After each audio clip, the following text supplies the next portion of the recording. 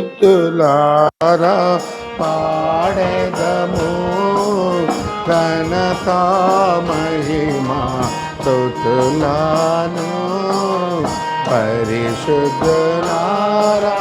పాడెదము నిత్య సత్య దేవుని నామమున మొరలిడక. నిత్య సత్య దేవుని నామమున మొరలిడక.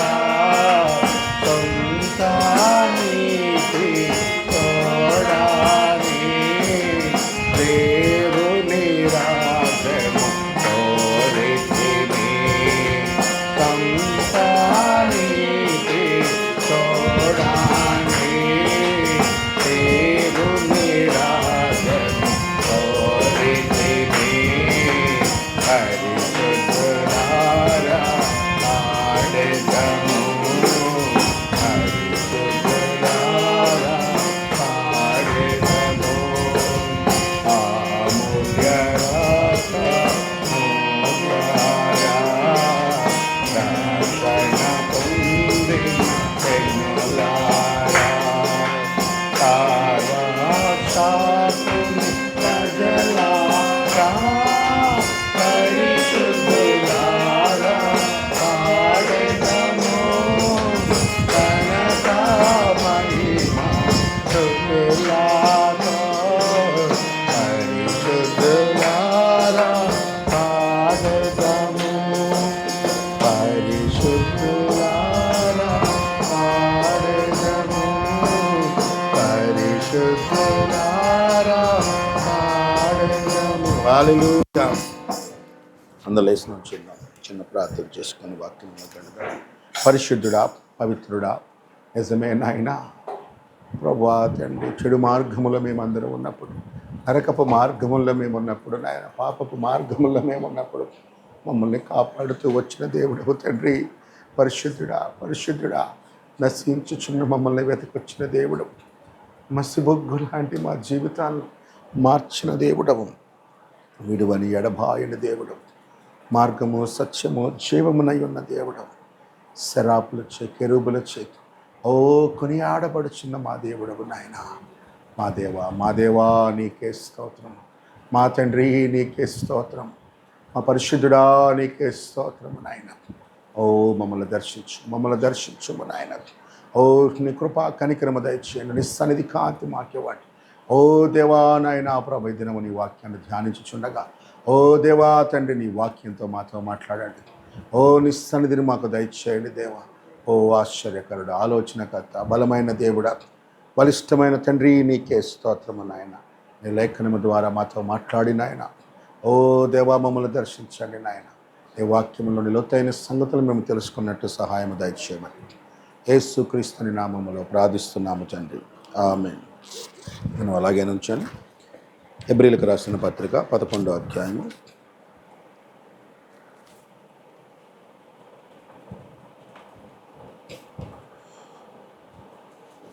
20వ వచనం నుంచి చదువుదాం.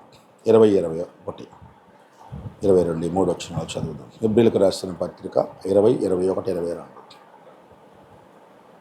హెబ్రీయులకు రాసిన పత్రిక 20 నుంచి 11వ అధ్యాయం 20వ వచనం నుంచి. విశ్వాసమును బట్టి ఇస్సాకు జరగబోవు సంగతుల విషయమై యాకోబును ఏశావును ఆశీర్వదించింది. విశ్వాసమును బట్టి యాకోబు అవసాన కాలమందు యోసేపు కుమారులలో ఒక్కొక్కని ఆశీర్వదించి తన చేతి కర్ర మొదలు మీద ఆనుకొని దేవునికి నమస్కారం చేశాడు. యోసేపు తనకు అవసాన కాలము సమీపించినప్పుడు విశ్వాసమును బట్టి ఇజ్రాయేలు కుమారుల నిర్గమమును గూర్చి ప్రశంసించి తన శల్యములను గూర్చి వారికి ఆజ్ఞాపించాడు. ఆమేన్. అందరూ కూర్చోవచ్చు. ఇక్కడ హెబ్రీ పత్రికలో మరి విశ్వాస నాగరికతను గురించి రాసుకుంటా వచ్చాడు. ఇందులో మొదటగా హేబేలు గురించి రాశాడు. అక్కడి నుంచే విశ్వాసం అనేది స్టార్ట్ అవటం అవుతుంది. మొన్న ఒక వీడియో చూశాను. ఒక పెద్ద సేవకుడు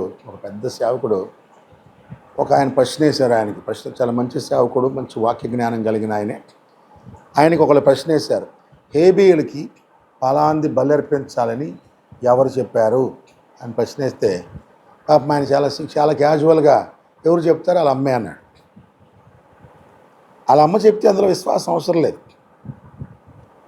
ఆయనకి వాళ్ళ తల్లిదండ్రుల నుంచి వచ్చింది కాదు, విశ్వాసం ద్వారా దేవుడు ఆయనకి బయలుపరిచాడని బైబిల్ చెప్తుంది. ఆయన చాలా సింపుల్గా, చిన్నప్పుడు నువ్వు కుడి చేతితో తినాలని ఎవరు చెప్పారు? అమ్మ. ఈ నడక ఎవరు నేర్పించారు? అమ్మ. బట్టలేసుకోవడం ఎవరు నేర్పించారు? అమ్మ. అలాగే ఆయనకి బలి ఇవ్వటం ఎవరు నేర్పించారు? వాళ్ళ అమ్మ అన్నాడు. మరి అమ్మ అయితే ఒక్కడికి కదా, ఇద్దరికి నేర్పింది కదా, తల్లి అయితే ఇద్దరికి నేర్పాలి కదా. మరి అతను ఎందుకు అది అర్పించాడు, ఈవిడెందుకు ఈయనెందుకు ఇలా అర్పించాడు? తల్లి నేర్పించుంటే ఇద్దరు ఒకటి అర్పించుండే వాళ్ళు పిల్లలు. అవునా? తల్లి ఒకటే, ఇద్దరికి ఒకటే కదా తల్లి. అవునా? తల్లి నేర్పిస్తే ఒకటే అవుద్ది, కానీ దేవుడు నేర్పించాడు, అక్కడే తేడా వచ్చింది. దేవుడు నేర్పించాడు, ఆయనకి దేవుడు బయలుపరిచాడు అస్సలు పాపానికి ప్రాయశ్చిత్తం ఏంటి, ఎందుకు జరిగింది, ఎక్కడి నుండి జరిగింది, ఆ మూల కారణం ఏంటో చెప్పాడు, దానికి ప్రాయశ్చిత్తం ఏంటో కూడా చెప్పాడు. పాపం పండు ద్వారా వచ్చిందని తల్లిదండ్రులు చెప్పిందని అలాగే అక్షరార్థంగా తీసుకున్నాడు. పండు అంటే ఈ పండు కాదు, గర్భఫలము ద్వారా వచ్చిందని. కాబట్టి పాపానికి గర్భఫలానికి మళ్ళీ గర్భఫలమే ప్రాయశ్చిత్తమని. కాబట్టి మళ్ళా గర్భఫలము అయితే ఇది పాపము లేని గర్భఫలం అయి ఉండాలి కనుక, కాబట్టి ఆ గర్భఫలము ప్రభు అయిన యేసుక్రీస్తు దేవుడే మానవుడిగా వచ్చి తన రక్తం ద్వారా ప్రాయశ్చిత్తాన్ని చేయబోతున్నాడు. అప్పటి వరకు ఈ యొక్క గొర్రెపిల్ల రక్తాన్ని ఆయన పాపాన్ని కప్పేయటానికి వాడుతున్నాడని దేవుడు బయలుపరిచాడు. అందులో విశ్వాసం ఉంది. అది వాళ్ళు ఎవరు తెలియంది, ఊహించండి. అది చేయాలంటే ఫెయిత్ కావాలి. ఆల్రెడీ తల్లిదండ్రులు చేసేది చేయడానికి పెద్ద విశ్వాసం అవసరంలా, ట్రెడిషన్గా వచ్చేసింది. కానీ వాళ్ళు చెప్పంది తెలియంది కూడా గూఢంగా దాచింది కూడా పట్టుకోవాలంటే అందులో విశ్వాసం ఉండాలి. ఈరోజు అందరూ పాటే వెళ్ళే ట్రెండ్లో వెళ్ళటానికి పెద్ద ప్రాబ్లం ఏమీ లేదు. అందరూ వెళ్ళే ట్రెండ్కి భిన్నంగా నువ్వు సత్యం కోసం నిలబడాలంటే చాలా కష్టపడాలి. ఎందుకంటే సత్యం నిన్ను చాలా పరిస్థితులు ఎదుర్కొనేలా చేస్తుంది. సో విశ్వాసాన్ని గురించి మాట్లాడేటప్పుడు విశ్వాసం అనేది ముందుగా వాడాల్సింది రక్షణలో, ఆశీర్వాదాల్లో కాదు, భౌతికమైన వాటితో కాదు. విశ్వాసం ముందు రక్షణలో వాడాలి. ఆ తర్వాత విశ్వాసం మనం ఎత్తబాటు కోసం గురిపెట్టాలి. అంటే విశ్వాసానికి ప్రారంభం ఏంటో ముగింపు ఏంటో పౌలు ఈ గ్రంథంలో రాస్తున్నాడు. హేబేలు విశ్వాసానికి ప్రారంభం ఏంటో చూపించాడు. హానోకు విశ్వాసానికి ముగింపు ఏంటో, ఎక్కడో మనిషి ముగింపు మరణాన్ని దాటుకొని ఎత్తబాటులోకి వెళ్ళటమే విశ్వాసానికి ముగింపు చూపించాడు. తర్వాత విశ్వాసము అనేక పరిస్థితులు ఎలా వస్తుంది, ఈ లోకములో అపాయాల్లో ప్రమాదాల్లో కూడా విశ్వాసం నిన్ను కాపాడగలదని చెప్పడానికి నోవహు జీవితాన్ని చూపించాడు. భూమి అంతా కూడా జలప్రళయంలో నాశనం అవుతున్నప్పుడు, భూమి అంతా కూడా నాశనానికి వెళ్తున్నప్పుడు, మరి నోవహు కాదు అప్పటి వరకు జరగని సంఘటన అది. అప్పటి వరకు ఎన్నడూ వర్షం పడలేదు. మరి తాను ఎన్నడూ చూడని విషయం ముందు దేవుడి చేత హెచ్చరించబడని రాయబడుతుంది. మరి అతను అంటే ఒక జరగని ఘటన, ఒక ఊహించని ఘటన, ఒక ఊహించని అపాయం వస్తున్నా కూడా దేవుని యందు విశ్వసించిన వాడు అది దేవుని ద్వారా విశ్వాసం ద్వారా తప్పించుకోగలడు. సడన్గా మొన్న కరోనా వచ్చింది, ఊహించని ప్రమాదం. విశ్వాసంతో దేవుడి బిడ్డను తప్పించుకుంటా వచ్చాడు. నేను ఒక సాక్ష్యం, ఒక కొలంబియా దేశంలో అనుకుంటా, ఒక అనాథ పిల్లలది సాక్ష్యం చూశాను. ఆ అనాథ పిల్లలకి ఎవరో ఒక పెద్ద ఆయన యూరప్ దేశం నుంచి 2017లో ఒక పెద్ద సామాన్ పంపించాడంట. పిల్లలకు బట్టలో ఏదో అనుకొని వెళ్ళిపోయి చూస్తే వాడు ఏందో చూపించకుండా దీనికి పన్ను ఒక 30 కోట్లు 40 కోట్ల రూపాయలు పన్ను కట్టి తీసుకెళ్ళాడంట. ఏమండి, మాకు జనాలు ఏదో డబ్బులు ఇస్తారు, 10,000 20,000 లేకపోతే ₹1,00,000, మన భాషలో చెప్తున్నా, డాలర్స్లో కాకుండా. అలాంటిది నాకేంది 20 కోట్లు పన్ను కట్టమన్నారంటే నీకు వచ్చిన సరుకుల విలువ 200 కోట్లు ఉంటుంది, 250 కోట్లు ఉంటుంది, పన్నే 20 కోట్లు కట్టాలి నువ్వు అన్నాడంట. నేను కట్టలేనయ్యా, నా వల్ల అయితే కాదంది. 6 నెలలు సాగదీశారు, నేను రూపాయి కూడా కట్టలేనంది. లాస్ట్ గవర్నమెంట్ 20 కోట్లు ఆమె గురించి ఎంక్వైరీ చేసి 20 కోట్లు కాకపోతే 2 కోట్లైనా కట్టన్నారట. నేను 2 కోట్లు కూడా కట్టలేనంటే ఇంకొక 1 year ఆగారు. వాడు 2 కోట్లు కూడా కట్టలేకపోతే చివరికి కనీసం ₹1,00,00,000 కట్టండి. అది ఎందుకింత ఎంటపడుతున్నారు, ఏమి సామాన్లు ఉన్నాయని చెప్పేసి ఆవిడ తెగ ట్రై చేసింది. ఏం పంపించాడు చూస్తే నేను ₹1,00,00,000 కూడా కట్టలేనన్న స్థితిలో నుంచి ఆవిడ చేత వాళ్ళు భారం మాట్లాడి టైం అయిపోతుంది, ఈవిడ ఏమి కట్టలేదని తెలుసుకొని ఒక 20 లక్షలైనా కట్టన్నారట. మరి అందులో ఏమున్నాయో ఏమిటో అని ఆవిడ వాళ్ళ దగ్గర వీళ్ళ దగ్గర సంస్థకు వచ్చిన అన్ని డబ్బులు పోగేసి ఆ 2 సంవత్సరాలు గ్యాదర్ చేసి అంతా కలిసి 2019లో రెండో సంవత్సరం దాదాపు నవంబర్ నెల వచ్చే టయానికి అప్పుడు వెళ్ళి ఆ 20 లక్షలు కట్టి ఆ మొత్తం కంటైనర్లు మొత్తం తీసుకొచ్చి హాస్టల్ దగ్గర తీసుకొస్తే ఆన్ చేసి చూస్తే అందులో వాళ్ళు అనుకున్నట్టు పిల్లల బట్టలో లేకపోతే వాళ్ళకి ఉపయోగపడే ఏముంటాయి అనుకున్నారు, అవి ఏమీ లేవు. రివర్స్లో అందులో మాస్కులు, గ్లౌజులు, యాప్రాన్లు, డాక్టర్లు వేసుకునే మెడికల్ షూస్, సర్జికల్ నైఫ్స్, ఇలాంటి వస్తువులు ఉన్నాయి పిల్లరా. ఆవిడకి ఏం చేయాలో అర్థం కాలేదు. ఏంటి ప్రభువా ఇంత ఖర్చు పెడితే ఇలాంటివి వచ్చి అనుకుంది. తిప్పు చూస్తే నెక్స్ట్ నెలలో కరోనా వచ్చింది. ప్రపంచం మొత్తం ఎక్కడ మెడికల్గా ఎక్విప్మెంట్ షార్టేజ్ అయింది.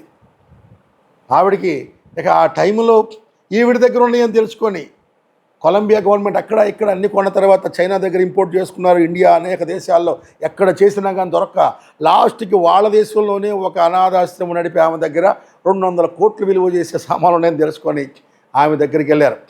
అప్పుడు ఒక్కొక్క మాస్క్ నార్మల్గా ₹2 విలువ చేసే మాస్కు అది ఒక్కొక్కటి ₹20-30 నడుస్తున్న రోజులు సర్జికల్ మాస్క్. ఆమె దగ్గర ఉన్న సామాన్ల విలువ అప్పుడు మార్కెట్ వాల్యూ ప్రకారం అది 1000 కోట్లు అయిపోయింది. గవర్నమెంట్ వచ్చి అమ్మ మాకు ఇస్తావా అంటే ఆమె ఏం చేయాలో అర్థం కాలేదు. వాళ్ళు దాని విలువ 250 కోట్లు ఇప్పుడు నీకు ఇచ్చినప్పుడు, ఇప్పుడు దాని విలువ 1000 కోట్లు ఉంటుంది. మరి మన దేశాన్ని ప్రేమించి ఆ 250 కోట్లకి ఇస్తావా అంటే ఆమె తీసుకోండి అని చేసింది. వాళ్ళ పిల్లలకి వాళ్ళకి కొన్ని ఉంచుకొని వాళ్ళకి ఇచ్చింది. పిల్లరా చూడండి, ఆమెకు వచ్చినప్పుడు అర్థం కాల ఇది ఎందుకు ఇలా జరిగింది అని. అక్కడ ఆ దేశం అనేక మంది ఆ ఘటన తర్వాత క్రైస్తవులుగా మారారు. అంటే కరోనా వస్తుందని తెలిసే మా దేశాన్ని ప్రేమించి దేవుడు ముందే కొన్ని పరికరాలు పంపించాడా. దేవుడు అపాయం రావటానికి ముందే ఆయన దగ్గర ఉపాయం ఉంటుంది పిల్లలు. జలప్రళయం రావటానికి ముందే వాడు రెడీగా కట్టేశాడు దేవుడు. ఇక్కడ బైబిల్ అంటుంది అదే, దేవుడు ప్రతి అపాయానికి ముందే విశ్వాసులకి ముందుగానే తప్పించుకునే మార్గాన్ని ఏర్పాటు చేస్తాడు. నేను చదువుకునే రోజుల్లో ఫస్ట్ నేను ప్రభు దగ్గరకు వచ్చిన కొత్తలో కొన్ని సాక్ష్యాలు విని నిజాం దేవుని దగ్గర ఆకర్షించబడ్డాను. సునామీ వచ్చింది 2004లో నేను చదువుకునే రోజుల్లో. ఆ సునామీ వచ్చేటప్పుడు ఇండోనేషియాలో క్రైస్తవ సమాజం ఉన్నారు. వాళ్ళకి హైదరాబాద్లో కూడా కాంటాక్ట్ ఉంది. వీళ్ళు ఆ సంవత్సరం క్రిస్మస్ పండుగ సెలబ్రేషన్స్ కోసం వీళ్ళు ఒక నిజమైన వాక్యాన్ని నమ్ముతారు. అంటే నామకార్థులకి భిన్నంగా వీళ్ళు క్రిస్మస్లు తప్పు, పండుగలు తప్పు అనే బ్యాచ్. వాళ్ళు వెళ్ళి మాకు ఒక 3 రోజులు మేము కూడా కుటాలు పెట్టుకుంటున్నాం, మాకు ఇవ్వండి అంటే ఆ జకార్తా మొత్తం ఆ దీపంలో కూడా వాళ్ళకి ఎక్కడ దొరకలేదు పిల్లలు, ఎక్కడ దొరకలే. లాస్ట్కి అక్కడ ఊరు చివరిలో ఉన్నటువంటి పెద్ద కొండ మీద ఒక బౌద్ధులకు సంబంధించిన ఒక పాత బిల్డింగ్ ఉంది. ఆ రిక్రియేషన్ సెంటర్లో వెళ్ళి అడిగితే అక్కడ వీళ్ళకి పర్మిషన్ ఇచ్చారు. కానీ అక్కడికి సామాన్లు తీసుకెళ్ళాలంటే సగం దాకి కార్లు వెళ్తాయి, సగం నుంచి వాళ్ళు మోసుకొని పైకి తీసుకెళ్ళాలి మెట్ల మీదుగా బియ్యం బస్తాలు, పప్పు బస్తాలు, బియ్యం పైకి కందిపప్పులు అన్ని మెట్ల మీదుగా పైన చాలా దూరం ఒక 500 మెట్లు ఉంటాయంట. చాలా కష్టపడి వెళ్తా హైదరాబాద్లో మెసేజ్ చెప్తాను, మా కోసం ప్రార్థన చేయండి, అందరు కఠినం అయిపోయారు, మాకు ఎవరు స్థలం ఇవ్వట్లేదు, అంత కఠినం చేశారని చెప్పేసి చాలా ఇక్కడ మెయిల్స్ పెడుతున్నారు. వీళ్ళందరూ ప్రార్థన చేస్తున్నారు. మాకు కూడా అదే టైంలో ఒక ఆయన మిషనరీ ఉన్నాడు. మా కాలేజీలో కూడా జరుగుతుంటే ఇలా ప్రార్థన చేయండి, ఇండోనేషియాలో ఒక సంఘం ఎంత ఇబ్బంది పడుతుందంటే వాళ్ళకి కోటాలకు ప్లేస్ కూడా ఇవ్వట్లేదంట, అంత కఠినంగా అయిపోయిందంట. అంటే నేను అవునా నిజమా విషయం చెప్తే అలా అనుకున్నాను. తర్వాత చూస్తే వాళ్ళు 3 రోజుల పైన ఉన్నారు. 24, 25, 26, 27 కిందకి దిగాలి. డిసెంబర్ 25 అయిపోయింది. 26వ తారీఖు వేకువజామున 3 నుంచి 4 గంటల మధ్యలో ఆ సునామీ వచ్చి దీపం మొత్తాన్ని ముంచేసి వాళ్ళ కార్లు ఎక్కడ పెట్టారో, కార్లు, లగేజ్, లోడ్లు, ఆ లోడులు దాకా టౌన్ అంతా మునిగిపోయిందంట పిల్లలు మొత్తం. చూడండి దేవుని కాపుదల. వీళ్ళని దేవుడు కష్టపెట్టి పైకి తీసుకెళ్ళాడు. చూడండి, చాలా బాధేసింది వాళ్ళకి వెళ్ళేటప్పుడు, భయం వేసింది, ఇబ్బంది వేసింది. కానీ ఆ పైకి వెళ్ళినాక వాళ్ళ ముందు ఊరంతా నాశనం అయిపోయి వాళ్ళు ఒక 500 మంది 600 మంది వాళ్ళందరూ రక్షించబడి వాళ్ళ కుటుంబాలు కన్నీటితో దేవుని స్తుతించారు. ప్రభువా కష్టపెట్టి కూడా మమ్మల్ని ఇలా కాపాడేవా. విశ్వాసం నేను రక్షిస్తుంది పిల్లలు, విశ్వాసం రక్షిస్తుంది. నీకు తెలియకుండానే దేవుడు నిన్ను కాపాడుతాడు.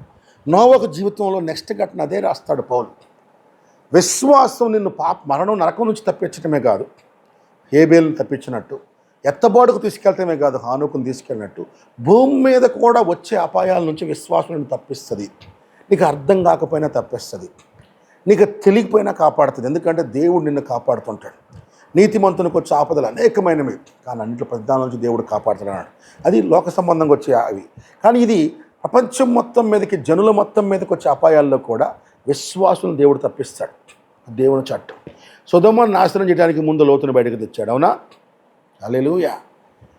క్రీస్తు శకం 70వ సంవత్సరం కూడా యెరూషలేము పట్టణాన్ని నాశనం చేయడానికి ముందు అందులో ఉన్న విశ్వాసాలందరినీ బయటకు తెచ్చాడు దేవుడు. ఒక పట్టణం మీదకి, ఒక ప్రదేశం మీదకి దేవుడు ఒక అపాయం వచ్చే టైంలో అందులో విశ్వాసులు, నీతి గల వాళ్ళు ఎవరెవరు ఉన్నారో చూసి వాళ్ళని తప్పిస్తారంట పిల్లలు.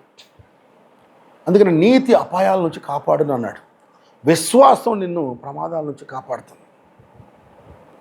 నీకు తెలియకుండానే కొన్నిసార్లు లోపలున్న పరిశుద్ధాత్మ ఒక వార్నింగ్ సెన్స్ లాగా ఒక పని జరగబోయేటప్పుడు వార్నింగ్ ఇస్తూ ఉంటాడు.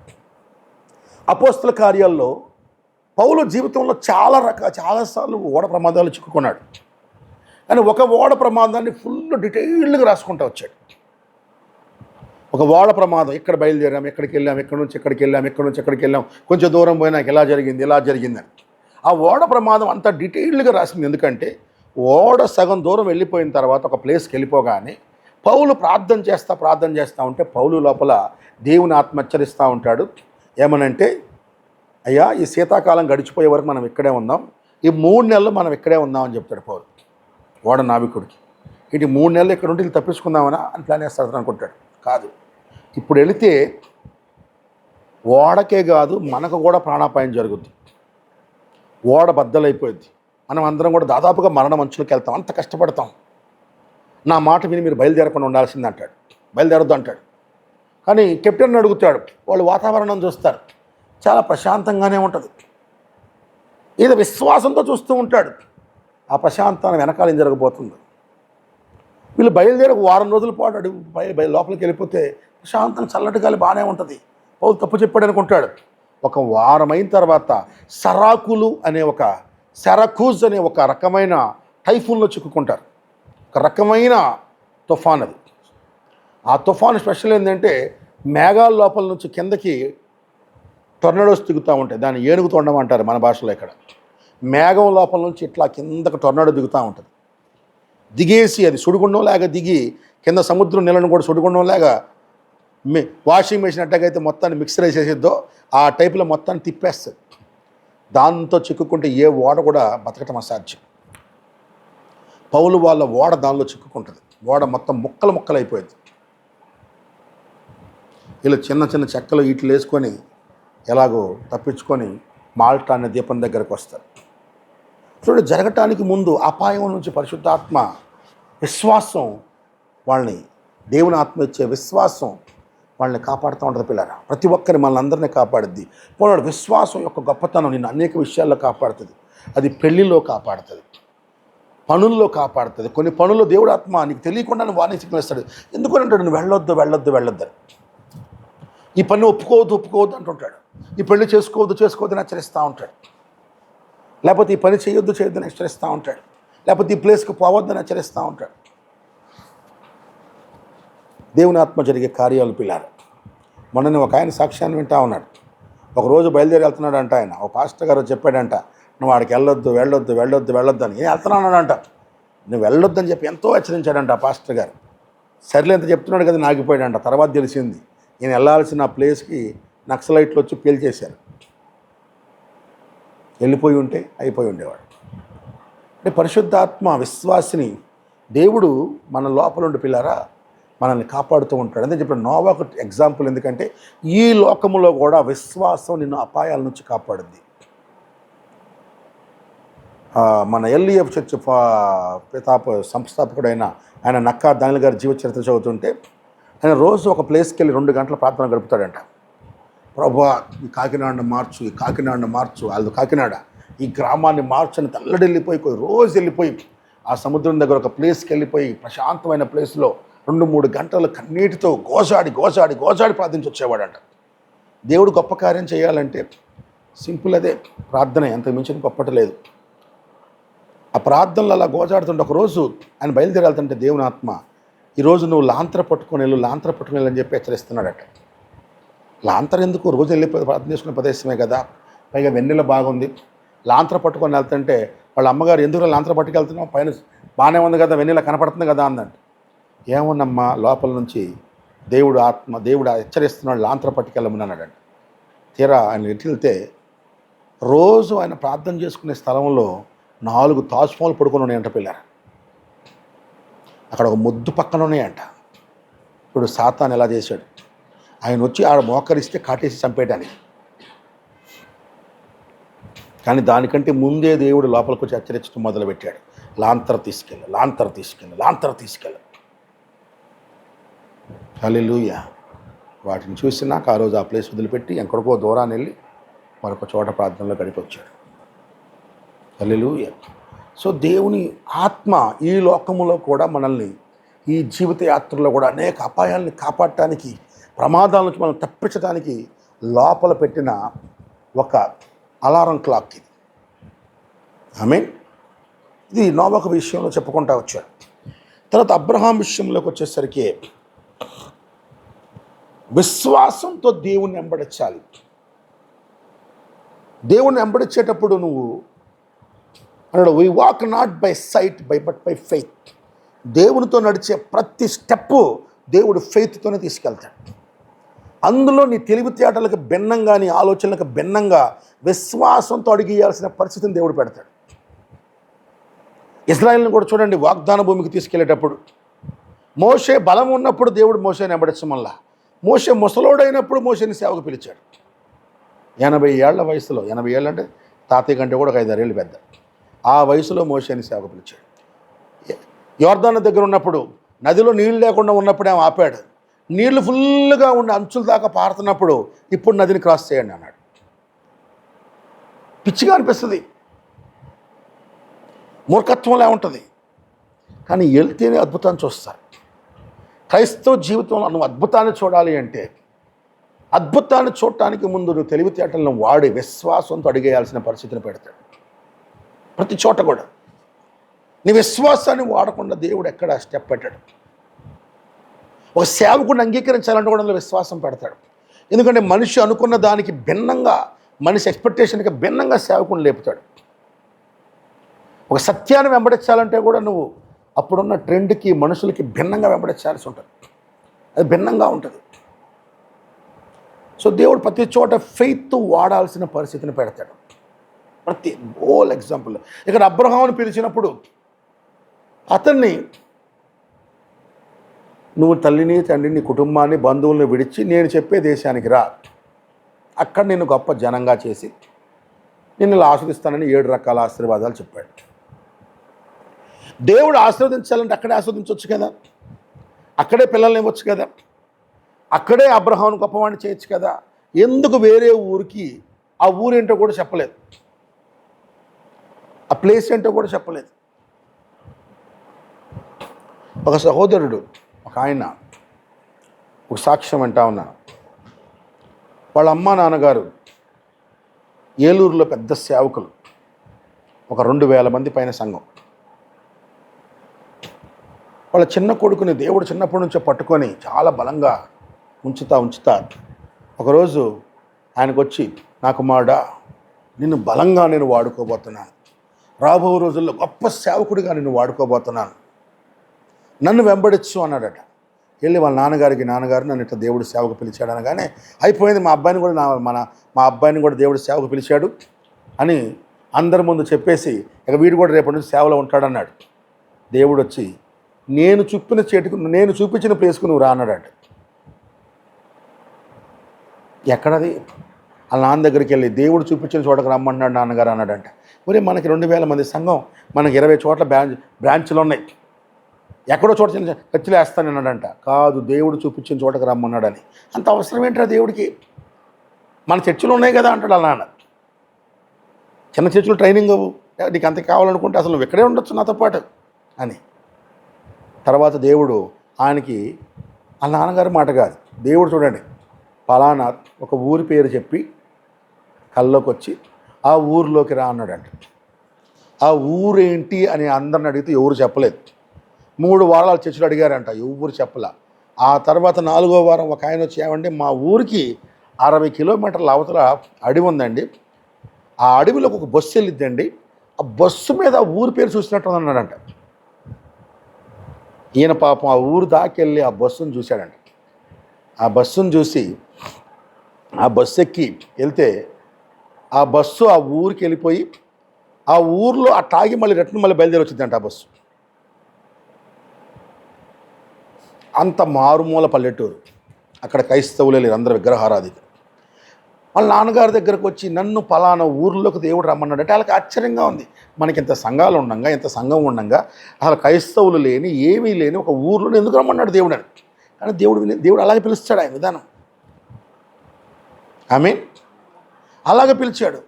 ఆయన చిన్న ఇనపెట్టులో బట్టలు పెట్టుకొని, ఆ ఊర్లో ఎవరో తెలియదు, ఏ ఇల్లు తెలియదు, అక్కడ హోటల్ లేవు, ఈయనకు వంట రాదు, ఆశ్రయం ఇచ్చేవాళ్ళు లేరు, ఏమీ తెలియని చోటకి ట్రంక్ పెట్టుకొని బట్టలు సర్దుకుని పోయాడు ఆయన. వాళ్ళ అమ్మ నాన్న ఎక్కడ ఉంటావు, ఎవరింట్లో ఉంటావు, ఎలా ఉంటావు తెలియదు, పిలిచిన దేవుడు చూసుకుంటాడు.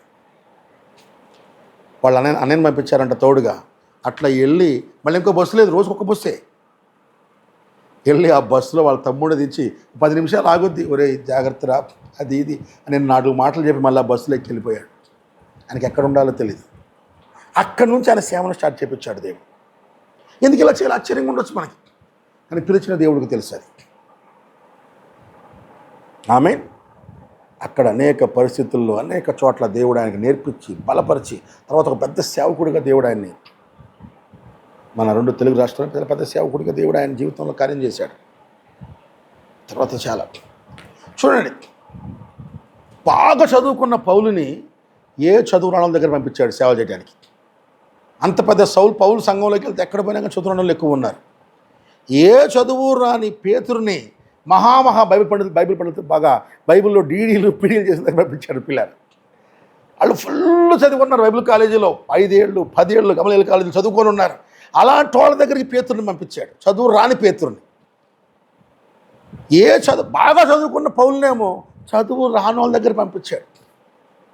ఎందుకు ఇలా ఆలోచించండి. వాళ్ళకి దేవుని గురించి మొక్క తెలియదు.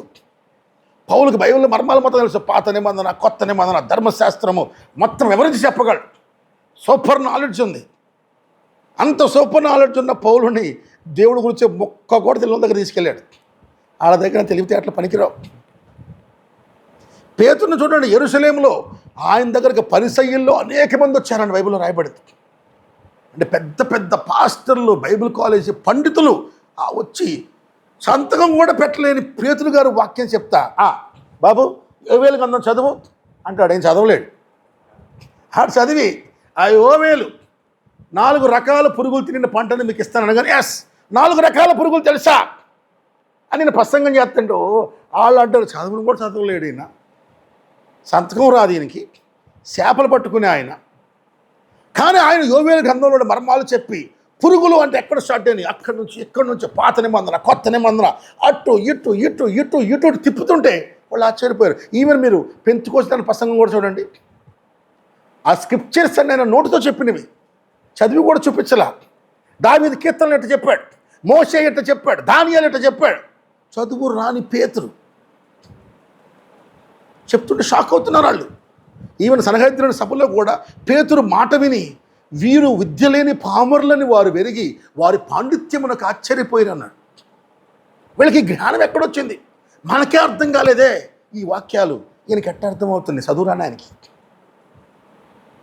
చూడండి, అసలు ఏ చదువు లేని పేతురుని మహా చదువుకున్న వాళ్ళ దగ్గరికి దేవుడి విధానం ఎప్పుడైతే పిల్లారా. నేను బొంబాయిలో షిండే గారు ఒకరోజు చెప్తా, ఆయన అన్నాడు, నేను 10th క్లాస్ 4 సార్లు ఫెయిల్.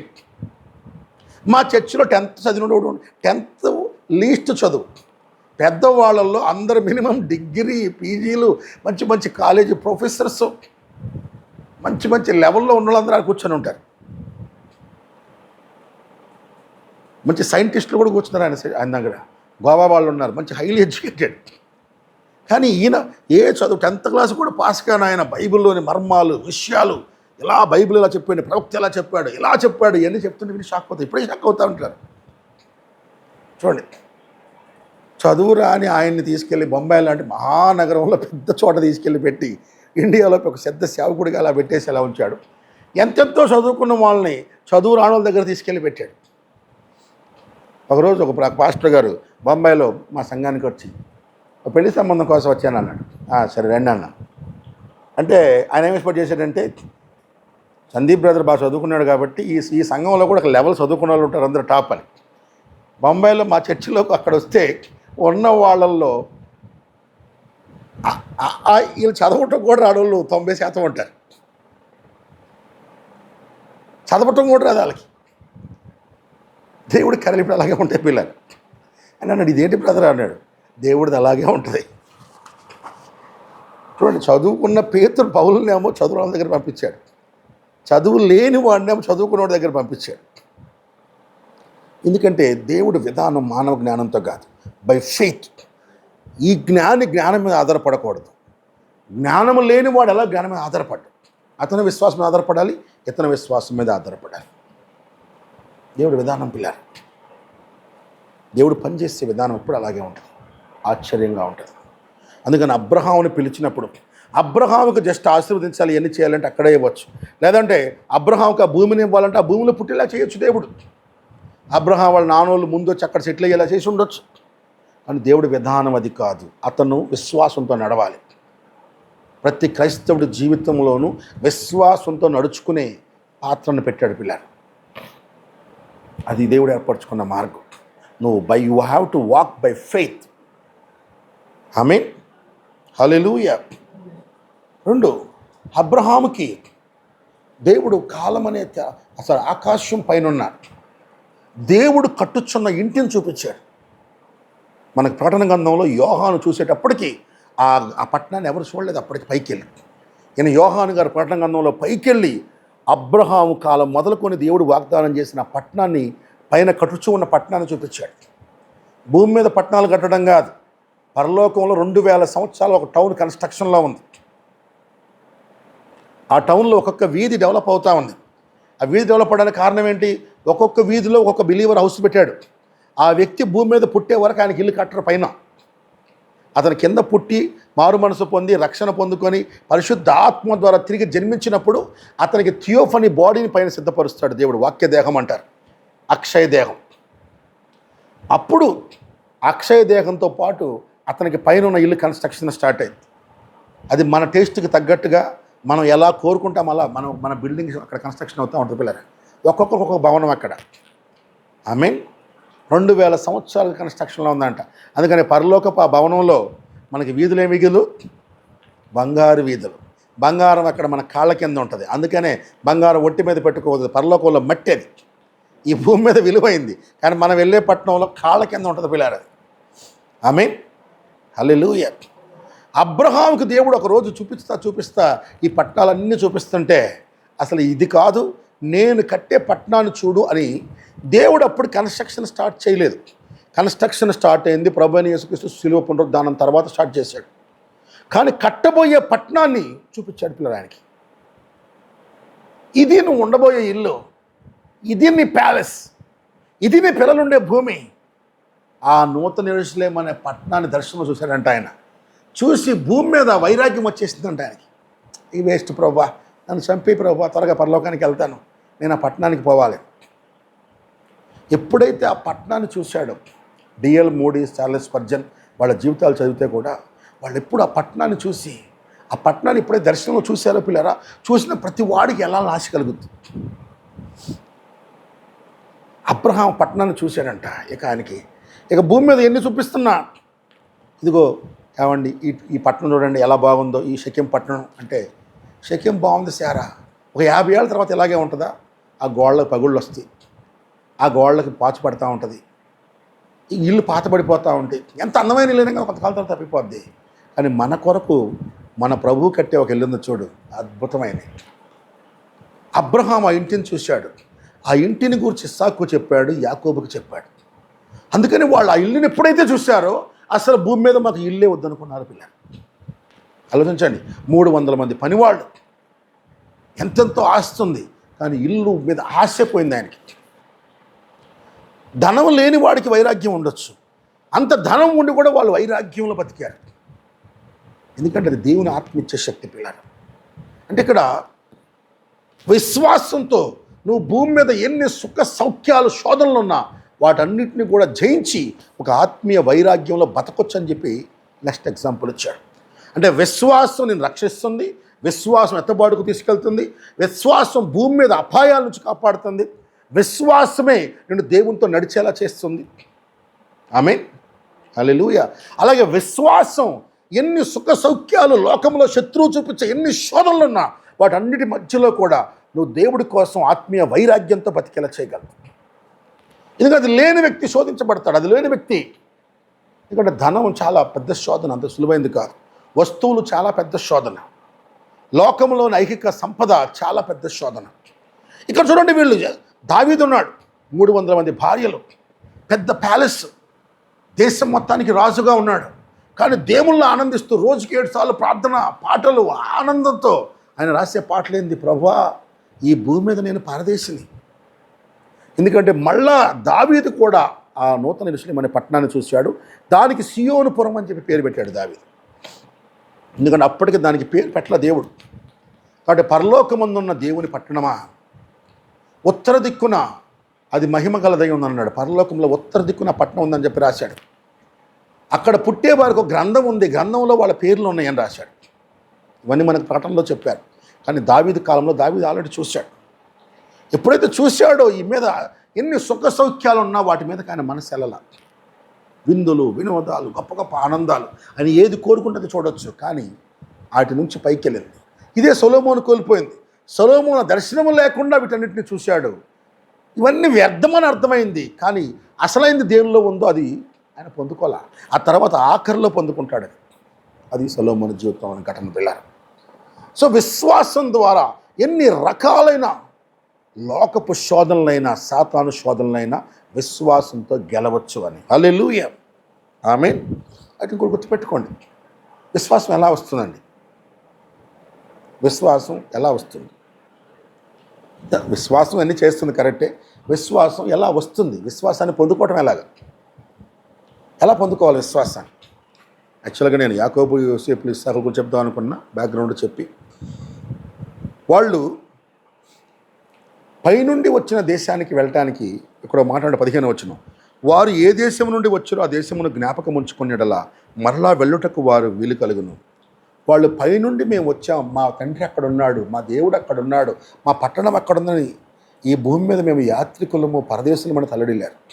అందుకే దావీదు పాట రాసుకున్నాడు, పరవాసిని నే జగమున ప్రవ్వా. చాలామంది చచ్చిపోయేటప్పుడు పాడతారు.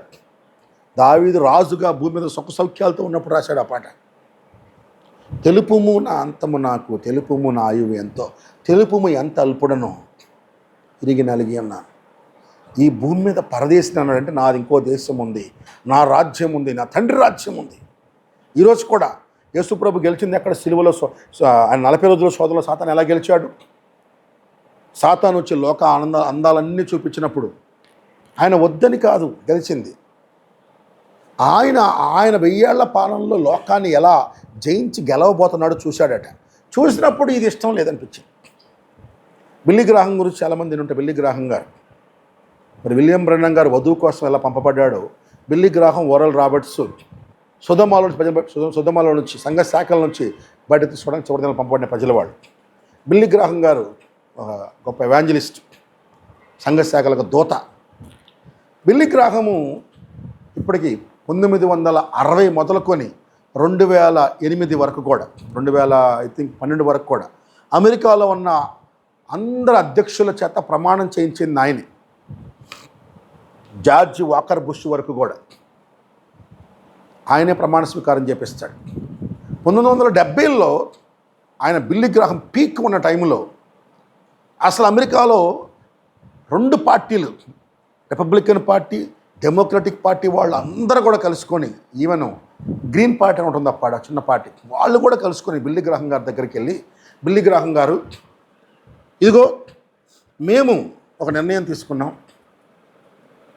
ఈ దేశం బాగుపడాలి, పవర్ఫుల్గా ఉండాలంటే ఇక మాలాంటి రాజకీయ నాయకులు కాదు, మీలాంటి ఒక నీతిపరుడైన సేవకుడు ఈ దేశానికి అధ్యక్షుడు కావాలి. పోటీ కూడా లేకుండా మేము అందరం సమ్మతించి యునానిమస్గా నేను అధ్యక్షుడిగా ఎన్నుకుంటాం, మీరు రండి అని అందరూ బతిమలాడితే ఆయన అందరికి టీ తీసుకొచ్చి అందరికీ మంచి కాఫీలు టీలు అన్నీ ఇచ్చిన తర్వాత ఆయన అన్న మాట ఏంటంటే,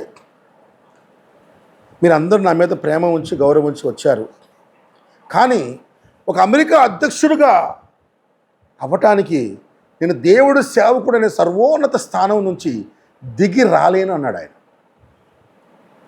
నేను కిందకి దిగి రాలేను అన్నాడు.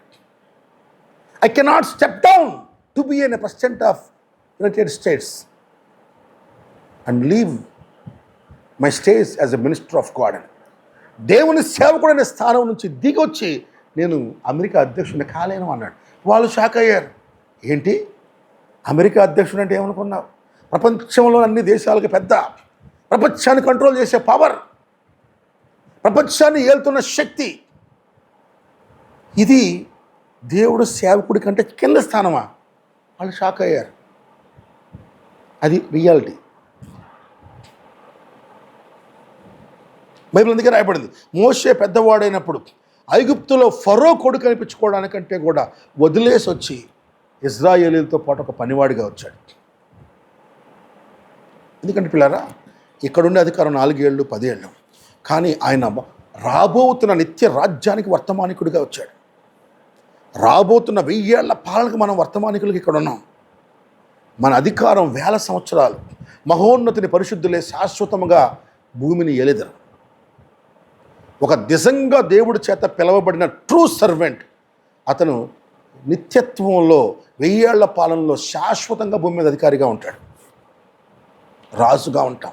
మన పైన రారాజు ప్రభు అయిన యేసుక్రీస్తు, మనం రాజులుగా ఉంటాం. నిజంగా పిలవబడిన సేవకుడు రాబోతున్నావు ఆ కాలంలోకి ఇక్కడ దూత. నా స్థానం ఏంటని అర్థమైనప్పుడు ఇక్కడున్న స్థానాన్ని ఇష్టపడాను. పాపం అది చూసినప్పుడు పాపం కేఏ పాలన చూసి ఎంత బాధ వేసింది. అది వదులుకొని ఇప్పుడు రాజకీయాల కోసం ట్రై చేస్తున్నాడు పాపం ఈయన. ఎంత బాధ, పడిపోయిన స్థితి. కానీ అవగాహన చూడండి, నేను పడిపోయి దిగి కిందకి రాలేనని అంటే అర్థమవుతుందా? దేవుడు ఏర్పరిచిన స్థానం ఉన్నతమైంది. హల్లెలూయా. ఆ రాజ్యాన్ని ఎప్పుడైతే చూస్తావో, అక్కడ నీ స్థానం ఎప్పుడైతే చూస్తావో, అక్కడ నీ యొక్క విలువైన ప్రదేశాన్ని ఎప్పుడైతే చూస్తావో, ఇక్కడున్న శోధనలు జయించగలవు పిల్లలు.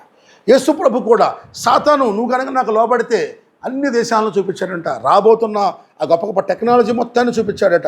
నువ్వు నాకు మొక్కితే ఇదంతా నీకు ఫ్రీగా ఇచ్చేస్తానన్నాడు, సిలువ శ్రమలు లేకుండా. కానీ ఆయన ఆల్రెడీ 1000 ఏళ్ల పాలన చూసినప్పుడు నువ్వు నాకు ఇచ్చేది ఏందిరా సాతాను, లూసిఫెర్, ఆల్రెడీ 1000 ఏళ్ల పాలన నిత్యత్వం ఇది నాదే, నేనే ఈ లోకానికి అధికారిని, నేనే ఈ సృష్టికి అధికారిని కాబోతున్నాను.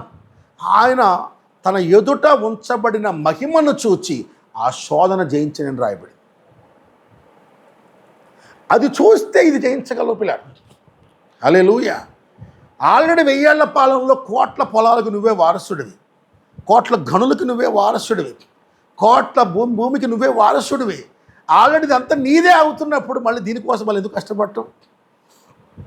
అబ్రహాం చూశాడంట. అబ్రహాం 2 రకాలుగా చూశాడు. ఏమయ్య అబ్రహాం, నీ పిల్లోడు లేడు, సరే దేవుడు ఇస్తాడంటున్నావు, మరి పిల్లల కోసం సంపాదించవా? పిల్లల కోసం 10 ఎకరాలు భూమి పెట్టుకోవా? ఇక్కడ కొన్ని ఎకరాలు కొనుక్కొని పెట్టుకోవా? అంటే ఇక్కడ అబ్రహాము, ఇస్సాకు, యాకోబు ఆ వాగ్దాన ఫలాలు అనుభవించకపోయినా రాబోతున్న కొన్ని తరాల తర్వాత ఈ భూమి మొత్తం దేవుడు వాళ్ళకి ఇవ్వబోతున్నాడని చూశారంట ముందే. చెప్పాడు అక్కడ 13వ వచనంలో ఉంటుంది. వాళ్ళు ముందే చూశారు. ఎందుకంటే దేవుడు ఒట్టు పెట్టాడు, వాళ్ళతో మాట ఇచ్చాడు, సున్నతి ఇచ్చాడు. ఈ భూమిని నీకును నీ సంతానానికి తరతరాలకి ఇచ్చేస్తున్నాను అన్నాడు. అబ్రహాం నేను కొనుక్కోవటం ఎందుకు? ఒక 7 తరాల తర్వాత మొత్తం నా పిల్లలదే, మొత్తం నా వాళ్ళదే.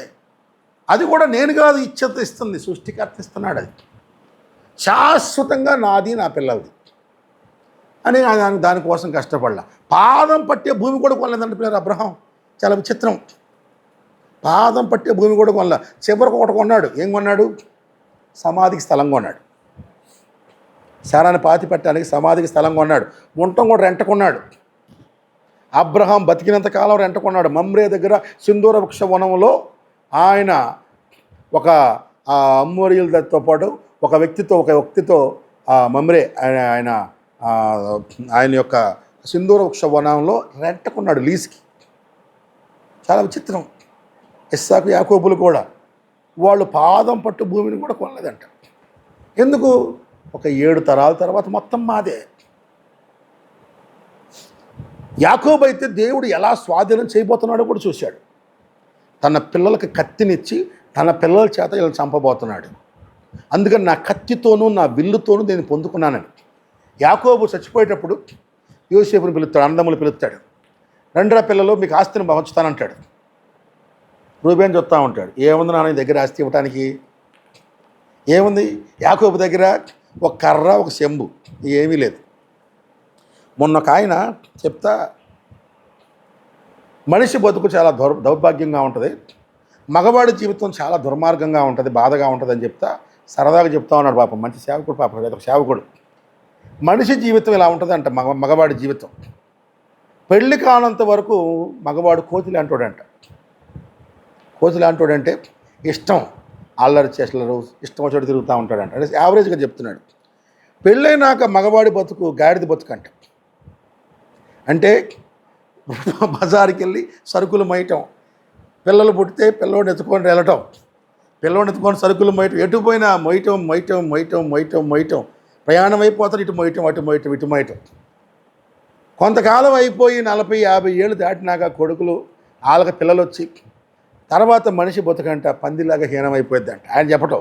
అంటే ఇంటి నిండా పిల్లలు, తాతయ్య అని ఒకడు, ఇటని ఒకడు, అటు ఒకడు, అంత ఇల్లంతా గంపెడి పిల్లలతో అంతా కూడా అదొక రకంగా ఉంటుందంట. చివరికి వచ్చేసరికి మనిషి జీవితం కుక్క జీవితం అంట. ముసలివాడు అయిపోయినాక ఎవరు పట్టించుకోక లేవలేని స్థితిలో కర్ర పట్టుకొని ఎవరు వచ్చి ఎప్పుడు 4 మెతుకులేస్తారా, ఎవరు వచ్చి పాప జాలి చూపిస్తారా అని బాధతో చూస్తూ ఉంటాడట. పాపం ఆయన ఎందుకు చెప్పాడు, ఎలా చెప్పాడు తెలియదు, కానీ అయితే లోకంలో మెజారిటీ జరిగే దానిలో ఒక 80% అలా జరగవచ్చు అనుకుంటున్నాను నేను. అయితే యాకోబుకి అలా జరగలేదు. ఆయనకి చివరి దశలో కూడా అద్భుతంగా ఆయన ఫరో రాజు లాంటి వాళ్ళు కూడా చాలా గొప్పగా చూస్తారు.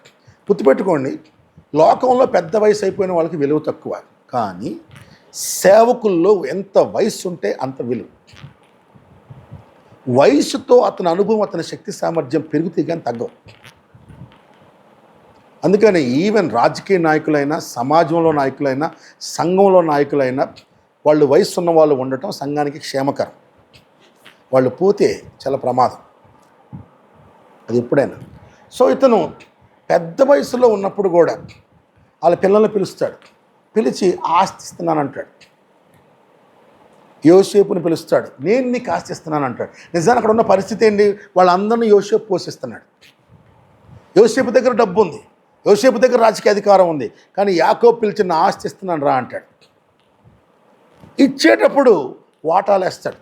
ఇదిగోరా నీకు ఇన్ని ఎకరాలు, ఇదిగో నీకు ఇన్ని ఎకరాలు, నీకు ఇది. ఆషేరు నీకు సముద్రం చుట్టుపక్కల ఉన్న భూమి అంతా నీది. ఇదిగో ఆషేరు నువ్వు ఉన్న చోట ఎక్కడ ఉంటావు. ఇదిగో గాదు ఈ 2 లోయల మధ్యలో ఉన్న భూమి అంతా నీదే. అసలు చూడండి, మ్యాప్ పెట్టేసి ఇజ్రాయెల్ దేశం మొత్తాన్ని కొడుకులు పంచుతూ ఉంటాడు. పిల్లారా వాళ్ళు ఏమనుకుంటున్నారు చెప్పిలయ్యి, అరే మనకి సెంటు భూమి లేదు అక్కడ, ఈయన వచ్చి మొత్తం మనకి ఏదో ఫ్రీకి ఇచ్చినట్టు ఇస్తున్నాడే అంటాడు. అక్కడ యోసేపుని పిలిచి, యోసేపు నీకు నదికి యువతల వైపు ఇస్తున్నాను, అవతల వైపు ఇస్తున్నాను, నీ 2 కొడుకుల్ని మనవలను కూడా కొడుకులుగా చేసుకొని 13 భాగాలు వేసి ఇదిగో నీకు డబల్ పోర్షన్ ఆస్తి ఇస్తున్నాను యోసేపు అంటాడు. అని అంటాడు, ఇది నా కత్తితోనూ నా వింటితోనూ సంపాదించుకున్నానంటాడు. ఆ మాట అద్భుతం. ఇది నా కత్తితోనూ నా వింటితోనూ సంపాదించుకున్నాను. నన్ను సమస్త కీడుల నుంచి కాపాడిన ఆ దూత, ఆ యెహోవా దూత ఈ ఆస్తిని నీ పిల్లల చేతిలో పెడతాడన్నాడు. నేను రాశాను, ఇచ్చే ఒక ఆయన ఉన్నాడు. ఎవరు? ఈ దూత. ఈ దూత అబ్రహామును నడిపించాడు, ఈ దూత ఇస్సాకును నడిపించాడు, ఈ దూత నన్ను నడిపించాడు, ఈ దూత ఈ ఆస్తి మీ పిల్లల చేతిలో పెడతాడు అని. హల్లెలూయా. వాళ్ళు ఇది మాది అని గుర్తుపట్టారు ఆల్రెడీ. కాబట్టి వాటి కోసం కష్టపడలా, విశ్వాసం కోసం కష్టపడ్డారు, దేవుని మెప్పించడం కోసం కష్టపడ్డారు. ఆమేన్. అయితే ఇక్కడ విశ్వాస క్రియల్లో అబ్రహాము గురించి శారా గురించి చాలా విషయాలు రాసినాక ఇస్సాకు యాకూబు యోసేపుల దగ్గరకు వచ్చేసరికి వాళ్ళు భవిష్యత్తు గురించి చెప్పిన ప్రవచనాన్ని రాశాడు పిల్లలు. అంటే విశ్వాసం రక్షణ అనుభవించిద్దని ఏబేల విషయం, విశ్వాస ఎత్తబాటుకు తీసుకెళ్ళిద్దని హానోకు విషయం, విశ్వాసం భూమి మీద అపాయాలు కాపాడుతుందని నోవాహు విషయాన్ని చూపించిన తర్వాత, విశ్వాసంతో మనం దేవుని వెంబడించాలని అబ్రహాం విషయాన్ని, అలాగే విశ్వాసం మనకి భూ సంబంధమైన సాతాను చూపించే ఇహలోక సంబంధమైన శోధనల నుంచి జయింపచేస్తుందని అబ్రహాం విషయాన్ని, ఇస్సాకు యాకోబుల విషయాన్ని, చాలా అనేక రకాలైన సాతాను శోధనలని చూపించిన తర్వాత, ఇప్పుడు ఇస్సాకు యాకోబు యోసేపు ముగ్గురు కూడా వాళ్ళ ఆఖరి జీవితాల్లో చేసిన దాన్ని చూపించుకుంటూ వచ్చాడు. ఇస్సాకు ముసలివాడైనప్పుడు తన కుమారులని విశ్వాసాన్ని బట్టి దీవించాడని చెప్పి రాయబడింది. చూడండి పిల్లలు, ఇక్కడే విశ్వాసం ఉంది. దీవించడానికి కూడా విశ్వాసం కావాలా? ఎస్. తన తర్వాత ఎవరు నాయకుడిగా ఉండబోతున్నాడు, ఎవరిని దేవుడు ఎన్నుకున్నాడు, ఇది గుర్తుపట్టడం చాలా గొప్ప విషయం పిల్లలు. అనేక సంఘాలు ఉజ్జీవించబడ్డప్పుడు మంచి లీడర్షిప్ను ఎన్నుకుంటే ఉజ్జీవించబడ్డాయి. మంచి లీడర్షిప్ లేని సమయంలో తర్వాత పడిపోయింది. మోషే తర్వాత యెహోషువ తరం అద్భుతంగా వచ్చింది. యెహోషువ తర్వాత నెక్స్ట్ తరం ఒత్నీయేలు తరం అద్భుతంగా ఉంది. ఒత్నీయేలు తర్వాత వచ్చిన తరము మొత్తం నాశనం అయిపోయారు. ఎందుకు? నాయకులు సరిగా లేకపోతే మొత్తం కొలాప్స్ అయ్యింది. అందుకనే ఒక సంఘమైన, ఒక కుటుంబమైన, ఒక దేశమైన, ఒక ప్రజలైన, ఒక సమాజమైన నెక్స్ట్ దేవుడు ఎవరితో డీల్ చేస్తున్నాడు, ఎవరితో మనం బాధ్యతనివ్వాలి, ఎవరికి అప్పచెప్పాలి అని కనిపెట్టడంలో విశ్వాసం ఉంది అన్న విషయాన్ని ఈ విషయం గట్టిగా పడుతున్నాడు పిల్లలు. ఇస్సాకు పెద్ద కుమారుడుగా తన శక్తి సామర్థ్యాలతో ఏశావే వారసుడు అనుకుంటున్నాడు. తప్పులేదు. ఎందుకు? మంచివాడు, భక్తిపరుడు, తల్లిదండ్రులకు విధేయుడు, నమ్మకస్తుడు. రివర్స్లో చిన్నవాడు చూస్తే ఇల్లు దాటి బయటికి వెళ్ళాడు, మోసగాడు. కాబట్టి దేవుడు ఎన్నుకున్నవాడు పెద్దవాడే అనుకున్నాడు. కానీ అతను ఒక పరీక్ష వచ్చింది. చనిపోక మునుపు, నాయనా నువ్వు వెళ్ళి వేట మాంసం తీసుకొని రా, నేను దీవిస్తానన్నప్పుడు యాకోబు అన్నలాగా వేషం వేసుకొని వచ్చాడు. నిజానికి యాకోబు అక్కడ వేషం వేసుకొని రావక్కర్లేదు. యాకోబు మామూలుగానే వచ్చి, తండ్రి అన్నను దీవిస్తానన్నావు కదా, నన్ను కూడా దీవించు అనున్నా అదే కార్యం జరిగి ఉండేది. ఈవెన్ ఆయన వచ్చి భోజనం పెట్టిన తర్వాత అతనికి ఆయన అది ఇచ్చే ఆశీర్వాదం కూడా అదే ఆశీర్వాదం. ఎందుకంటే ఆశీర్వాదం ఇస్తుంది ఇస్సాకు కాదు, ఆశీర్వాదం ఇస్తుంది దేవుడు. ఆశీర్వదించే శక్తి మనుషుల్లో లేదు, దేవునిలో ఉంది. దేవుడు పుట్టినప్పుడే డిసైడ్ చేశాడు, అది వాళ్ళకి తెలియదు. రెబెకాకు చెప్పాడు, ఇస్సాకు చెప్పు ఉండొచ్చు, నమ్మకపోవచ్చు. ఎందుకంటే నమ్మేలా లేదు పరిస్థితి. ఇతను మోసం చేసి పుట్టుకోవడానికి ట్రై చేస్తున్నాడు. అయినప్పుడు కూడా ఇతను దేవుడిని సంతృప్తిపరుస్తుంది ఇతనే. దేవుని పట్ల ఆసక్తి కలిగి ఉంది ఇతనే. దేవుడు ఎన్నుకున్నవాడు అతనే. దేవుడు ఎన్నుకున్నవాడు తృణీకరించబడ్డవాడుగా ఉన్నాడు. దేవుడు తృణీకరించబడిన వాడు ఎన్నుకోబడిన వాడుగా ఉన్నాడు. ఇక్కడ అనేక సార్లు మానవ రీతిగా ప్రేమించేది ఏశావు, ఆత్మీయంగా ప్రేమిస్తుంది యాకోబు. అనేక సంఘాల్లో ఆ సేవకుడిని బాగా చూసుకునే వాళ్ళని వాళ్ళు తర్వాత నాయకుల్ని పెట్టి, లేకపోతే వాళ్ళకి ఇష్టమైన వాళ్ళ నాయకులుగా పెట్టి, వాళ్ళు కోరుకున్న వాళ్ళ నాయకులుగా పెట్టి, వాళ్ళ ఫ్యామిలీ వాళ్ళనో లేకపోతే వాళ్ళ మాట వినేవాళ్ళనో ఇలా అనుకొని ఎవరైతే సరైన నాయకత్వాన్ని పట్టకపోతుంటారో దానివల్ల తర్వాత సమస్యలన్నిటికీ మూల కారణం. ఆ చివరిలో ఆ కార్యం కనుక జరగకుండా ఉండుంటే ఎలా ఉండేది పరిస్థితి చూడండి. ఏశావే వారసుడు అనుకొని, ఏశావుకే వాగ్దాన భూమిని దేవుడు ఇస్తున్నాడు అనుకొని ఏశావుని ఎంత పురికొల్పినా అతనికి ఆ ప్రత్యక్షత వచ్చుండేది కాదు. యాకోబుని ఎంత వద్దని అక్కడ కాదన్నా అతను ఆపలేకపోతాడు. ఇద్దరు రెండు మొక్కలు లాంటి వాళ్ళు పిల్లలు. ఒక మొక్క పిచ్చి మొక్క, ఒక మొక్క మంచి మొక్క. అవి ఆ మొక్క మొలకెత్తకుండా మనం ఆపలేము. నీరు పడ్డప్పుడు ఆటోమేటిక్గా మొలకెత్తుతుంది. ఇక్కడ ఇస్సాకు విషయంలో ఇస్సాకు ఫెయిత్ ఎక్కడ వాడాల్సి వచ్చిందంటే, ఇస్సాకు జీవితంలో చాలా ఘటనలు ఉన్నాయి. ఇస్సాకు పొలం పడినప్పుడు వ్యవసాయం చేస్తే పొలం పండింది. బాగులో నీళ్ళు పడినప్పుడు ఆయన తవ్వితే నీళ్ళు పడ్డాయి. ఆయన ప్రాణాలు పెట్టి తిరిగి లేచాడు. వివాహ విషయంలో ఫెయిత్ వాడాడు. ఆయన తండ్రికి విధేయత విషయంలో ఫెయిత్ వాడాడు. ఆయన లేపుతాడని నమ్మాడు. పనుల విషయంలో ఫెయిత్ వాడాడు. ఎవ్వరికి పండనప్పుడు కూడా నేను వేస్తే పండిస్తే దేవుడు పండిస్తాడని విశ్వాసం వాడాడు. వీటన్నిటికన్నా కూడా ఆయన మెయిన్ ఫెయిత్. ఆయన దేవుడు బలపరిచాడు, ఆయన దేవుడు గొప్పగా పెట్టాడు. ఆయన తర్వాత ఎవరు, ఆయన తర్వాత దేవుడు ఎవరిని ఎన్నుకుంటున్నాడు అని ఎన్నుకోవటంలో ఆయన ప్రధాన విశ్వాసం దాగి ఉంది. నిజంగా చాలా చోట్ల అసలు దేవుడు ఎవరిని ఎన్నుకున్నాడు, ఒక పెళ్ళి ఉంది, మనకు ఒకడు మంచిగా అనిపిస్తాడు, దేవుడు మరొక వ్యక్తిని ఎన్నుకొని ఉండొచ్చు. అసలు దేవుడు చిత్తాన్ని కనిపెట్టి చాలామంది ఎవరు ఎన్నుకున్నాడో గుర్తుపట్టలేరు. విశ్వాసం ద్వారా దేవుడు ఎన్నుకున్నాడు పట్టుకుంటాను. దేవుడు ఎన్నుకున్నవాడు ఆ టైంలో నీకు సరిగా అనిపించకపోవచ్చు, ఒక టైం వస్తుంది ఆ ఎన్నిక కరెక్ట్ అని రుజువుపరచబడుతుంది. అవునా? మోషేకి వివాహ విషయంలో సిప్పోరాని ఎన్నుకున్నాడు. ఆ టైంలో అది సరిగా అనిపించలా, కానీ ఒక టైం వచ్చింది మోషే ప్రాణాలు పోతుంటే ఆ టైంలో ఎవరో గుర్తుపట్టని టైంలో ఆమె ద్వారా మోషే బతికాడు. ఆమె దేవుడి ఎన్నిక రైట్ అని ఒక టైం తర్వాత రుజువుపరచబడింది. ప్రారంభంలో అది అనిపించదు. ఇస్సాకు ఫెయిత్, అసలు దేవుడు ఎవరిని ఎన్నుకున్నాడు తన ఇద్దరు కొడుకుల్లో. ఒకడు మోసగాడుగా ఉన్నాడు, ఒక మంచివాడుగా ఉన్నాడు. కానీ రివర్స్లో దేవుడు మంచివాడిని కాదనుకొని మోసగాడిని ఎన్నుకున్నాడు. అపోస్తులు కూడా 12వ అపోస్తులకు ఎవరిని ఎన్నుకున్నారు? మనతో ఫస్ట్ నుంచి ఉన్నవాడు, 3.5 సంవత్సరాల పాటు అనుభవం ఉన్నవాడు, ఆయన సేవ బాప్తిసం పొందినప్పటి నుంచి సిలువ వరకు మొత్తం చూసినవాడు, మనతో పాటు అపోస్తులుగా ఉండాలి అనుకుని ఎన్నుకున్నారు. కానీ దేవుడు ఎన్నుకుంటే ఎవరిని ఎన్నుకున్నాడు? ఒక్కరోజు కూడా చూడని ఎన్నుకున్నాడు, ఒక్కరోజు కూడా లేనివాడిని ఎన్నుకున్నాడు, పైగా చంపేవాడిని ఎన్నుకున్నాడు, పొడిచేవాడిని ఎన్నుకున్నాడు. ఆ రోజు వాళ్ళకు వచ్చి చెప్తే వీళ్ళు కాదు ఎన్నుకుంది నేను పౌలుని చెప్పుంటే వాళ్ళు నమ్మలేకపోయి ఉండొచ్చు. అప్పుడేంది, పౌలు మారినా కూడా నమ్మల. పౌలు మారిపోయి వచ్చినా కూడా అతడు శిష్యుడు అని చెప్పి నమ్మక అతడిని ఎవరూ చేర్చుకోలేకపోయినా రాయబడింది. కానీ ఒక టైం వచ్చింది, సంఘాన్ని అపోస్తులంతా చల్లబడుతున్నప్పుడు, వాళ్ళ తరం గతించిపోతున్నప్పుడు, ఇక భవిష్యత్తు ఏమైపోతుందో అనుకున్నప్పుడు ప్రపంచాన్ని క్రైస్తవ్యాన్ని ఉజ్జీవింపజేసేలాగా పౌలు నిలబడ్డాడు. అవునా? 11 మంది కంటే కూడా ఎక్కువ పోరాడాడు. దేవుడు ఎన్నిక రైట్ అని చెప్పి రుజువుపరచబడింది. ఒక టైం వచ్చింది.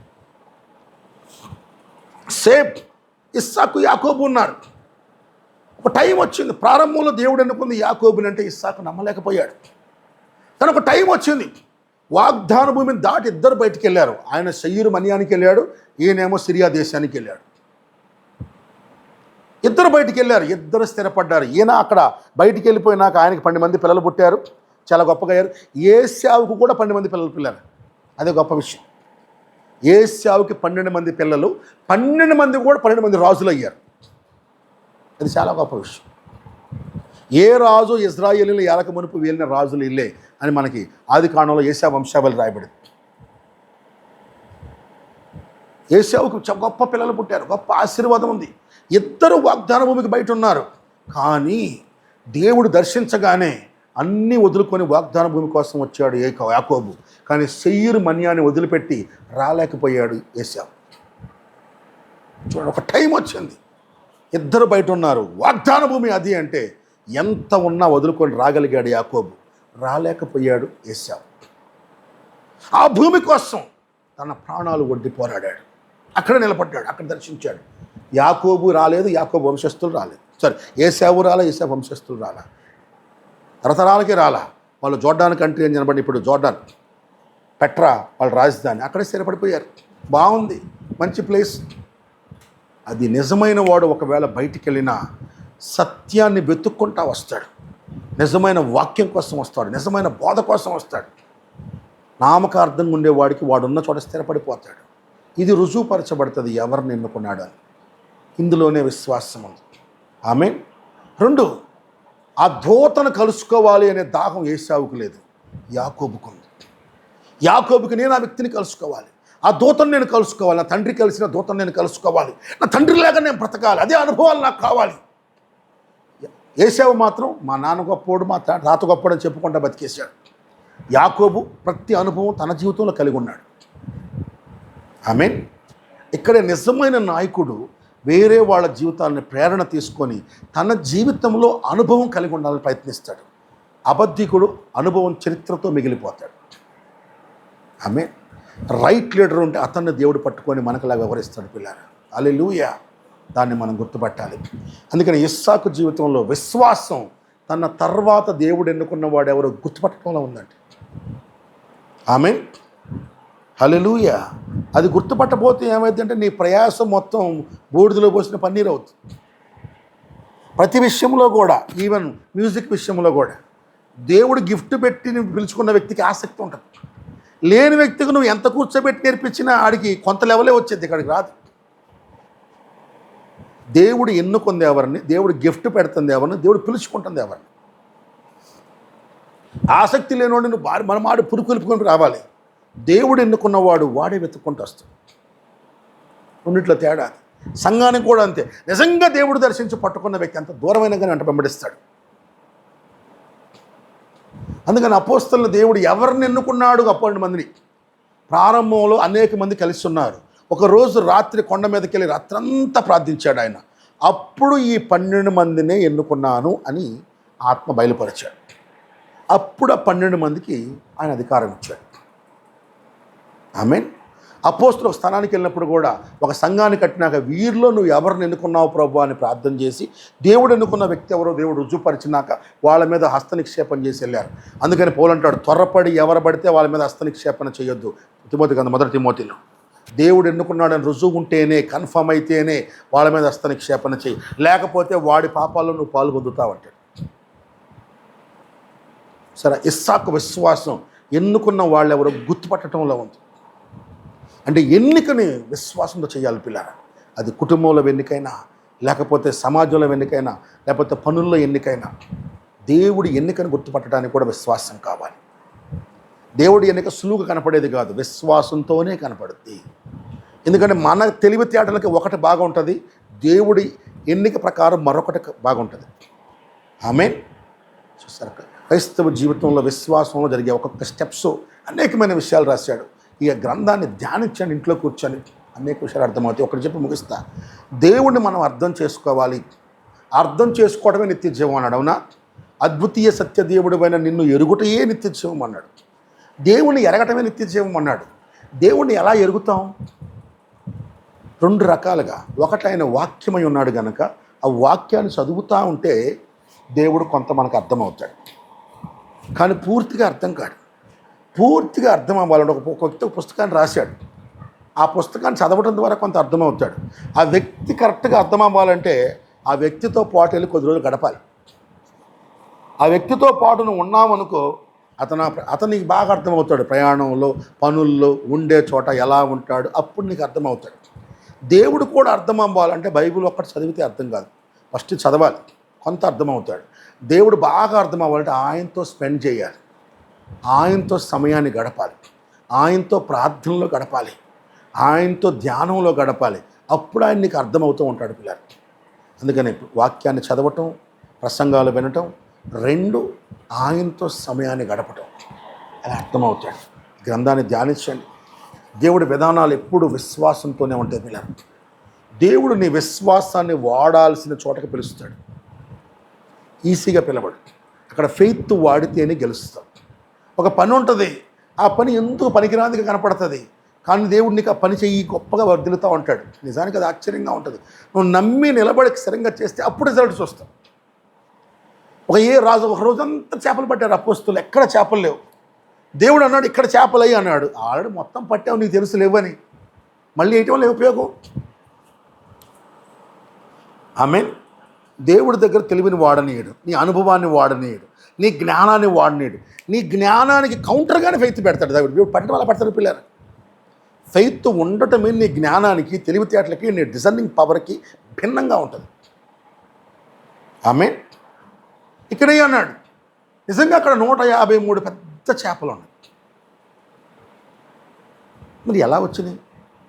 ఒక సేవకుడు అన్నాడు, వాళ్ళు వలేస్తున్నారు, లాగుతున్నారంట. ఈ 153 చేపల్ని వాళ్ళ నావ కిందే భద్రంగా పెట్టాడంట దేవుడు. వీళ్ళు ఎటు పోతే ఎటు వస్తూ ఉన్నాయంట, మొత్తం ఏరియా అంతా అన్నీ తిరిగారంట. దేవుడు నువ్వు ఓడ పక్కనే అలా, ఓడ కుడివైపు, ఓడ కింద అన్నాడు. అక్కడ మీరు చూడండి, ఓడ కింద వెయ్యి అన్నాడు. చూడండి, దేవుడి జ్ఞానం అమోఘం. నువ్వు దేవుడిని తెలివితేటల్లో గెలవలేవు. ఆయన ఏం చేసినా నీ తెలివితేటలకు భిన్నంగానే ఉంటుంది. అది ఆయన ఆలోచనను కనిపెట్టి, ఆయన చిత్తాన్ని కనిపెట్టి చేయటమే విశ్వాసం, బై ఫెయిత్. కొలంబా అనే సేవకుడికి ఒక చోట కష్టం ఉంటే, ఐర్లాండ్లో రోమన్ క్యాథలిక్ వాళ్ళు చంపుతుంటే, వెళ్ళి హాయి అనే ద్వీపంలో మీరు వెళ్ళి అక్కడ నివసించండి అన్నాడు. ఒక 14,000 మంది వెళ్ళిపోయి ఆ ద్వీపానికి వెళ్ళిపోయి గుడిసెలు వేసుకొని ఇల్లు కట్టుకోవడం మెల్లమెల్లగా స్టార్ట్ చేశారు. మరి అక్కడికి ఫుడ్ ఎట్ట ప్రభువా, మరి బయట ఉన్న దీపం కదా అంటే, ఇక్కడే వ్యవసాయం చేయండి అన్నాడు. అది రాళ్లతో నిండిన నేల. దేవుడు నుండి ప్రపంచంలో సారవంతమైన నేల అన్నాడంట. నిన్ను ఒక పాలు తేనెలు ప్రవహించే సారవంతమైన నేల పంపిస్తానంట. వస్తే రాతి నేల. అదేంటి ప్రభా అన్నాడు. దేవుడి మాట నిజం, వాళ్ళ మాట అబద్ధం. వాళ్ళు వెళ్ళి ఒక్కొక్క మొక్కేసి, తోటకూరేసి, గోధుమ పంటలు తీసుకొచ్చి ఆ రాతి నేలలో గోధుమలు వేశారంట. ప్రార్థన చేసుకోండి. పంట ఒక్కొక్క సంవత్సరం వేసే కొద్దీ రాళ్ళు కరిగి మట్టిగా మారిపోయి పిల్లలు. ఇప్పుడు నిజంగానే ప్రపంచంలో సారవంతమైన టాప్ 10 నేలలో అదొక నేల. మనకు పండే వరి గోధుమల కంటే అక్కడ దాదాపుగా 60 నుంచి 70 రెట్లు ఎక్కువ పండుతుంది ఆ ఈ దీపం. ప్రపంచంలోనే సారవంతమైన నేలలో ఒక నేలది. దేవుని జ్ఞానం అమోఘం పిల్లలు. దేవుని తెలివితేటలు చాలా అమోఘం. దేవుడు ఏం చెప్పినా దాని నిత్యమైన జ్ఞానం ఉంటుంది. ఆమేన్, హల్లెలూయా. కాబట్టి క్రైస్తవ జీవితం నువ్వు విశ్వాసంతో సాగేది, తెలివితేటలతో సాగేది కాదు. గుర్తుపెట్టుకుందాం. ఆమేన్. కాబట్టి ఈ వాక్యాన్ని చదువుదాం, దేవుని గురించి ఇంకా ఎక్కువ తెలుసుకుందాం. చిన్న ప్రార్థన చేసుకుని ముగిద్దాం. హల్లెలూయా, హల్లెలూయా, హల్లెలూయా, హల్లెలూయా. స్తోత్రము తండ్రి, స్తోత్రము నాయన. నా విశ్వాసాన్ని వాడాల్సిన పరిస్థితుల్లో పెట్టావు నాయన. మా సొంత తెలివితేటలు పనిచేయవు ప్రభా, మా సొంత జ్ఞానం పనిచేయదు, మా సొంత ఆలోచనలు పనిచేయవు ప్రభా. ఓ దేవా, వాక్యాన్ని వాడే కృప మాకు దయచేయండి. హల్లెలూయా, హల్లెలూయా, హల్లెలూయా. ఓ స్తోత్రము, స్తోత్రము, స్తోత్రము.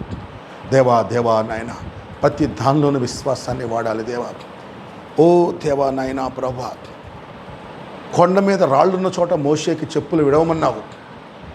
అదే మోషేని నాయన ఇంట్లో చెప్పులు వేసుకొని పస్కాన్ని భుజించమన్నావు నాయన. ఎందుకంటే మా తెలివితేటలు వాడకూడదని ప్రభా. ఆ రాళ్ళు రప్పలు ముళ్ళుండే చోటేమో చెప్పులు లేకుండా నడవమన్నావు. ఇంట్లో చెప్పులు అవసరం లేని చోటేమో చెప్పులు వేసుకోమన్నావు దేవా.